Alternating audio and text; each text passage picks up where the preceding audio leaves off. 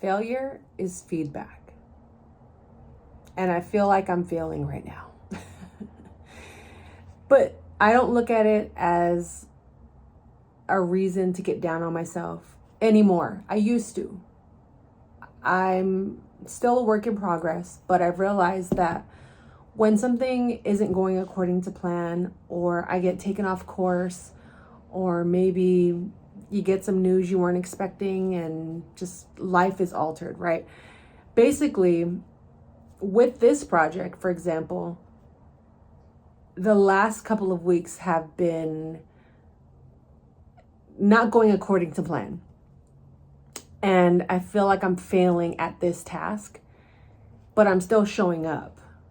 So the feedback I'm getting from it is, okay, the views have dropped, fine. I'm not going to trip off of that because I know what it takes to get them back up. And I understand the quality is there in conversation, but maybe it's not there in attention to detail, or maybe the attention to detail is suffering because I have so many other things going on in the background that I no longer have the capacity to show up for this for this adventure, this 40B42 challenge. And it's feedback because it's telling me about myself. Like, okay, is this realistic outside of the next, what, 18 days, 17 days until my birthday? After those 17 days, God willing, is this sustainable? Is this structure sustainable? And I'm going to go with no, it's not, because my attention has been lately on my business as well as family and myself. And yes, this is an extension of myself, but I also feel like I've just been rushing through each post, and I'm still going to keep showing up, but the effort has been lacking. And I feel like oh my gosh, I'm failing at this. But it's not like you failed, you're done, you can't recoup, you can't fix it, you can't change it. It's where school tells you that, like, you failed, you're done, it's over. But in real life, failure is feedback.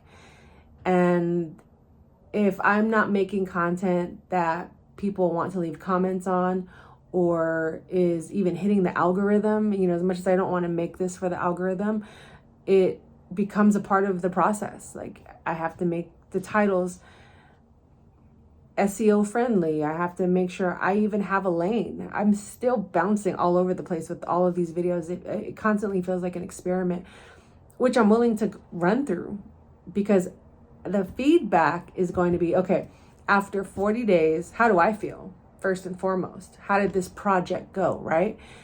And then the next round, whether it's another consistent daily posting or once a week, twice a week, do I go to shorts? Do I stay with long form blogs? The feedback is taking the best of what worked and then doubling down on that. So if you're in the process of creating a project, give it some time.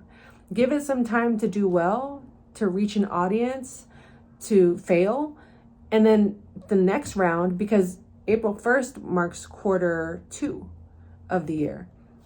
So if you operate in quarters every 3 months, quarter 2 is fresh start, new beginnings, right? New month, new quarter, new ideas, new approach, new blessings. And that's my approach. So if you are watching this video and you think, dang, like, she doesn't get any views or anything, that's all a part of it.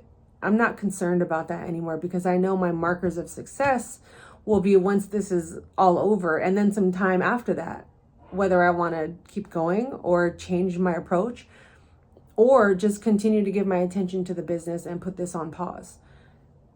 But I'm not going to stress over it every day like I used to, which was causing me the analysis paralysis, the functional freeze, the self-doubt, so failure is feedback. And if you're failing at something right now, just look at it as, what can I learn from this? Let me take notes of what's working, double down on that, and what's not working, maybe I eliminate it, or hire someone else to do it, or put that on ice, deal with it later, and just focus on what is working at the moment. It's all feedback. It's all for us to learn and gauge how we're doing and I hope that helps.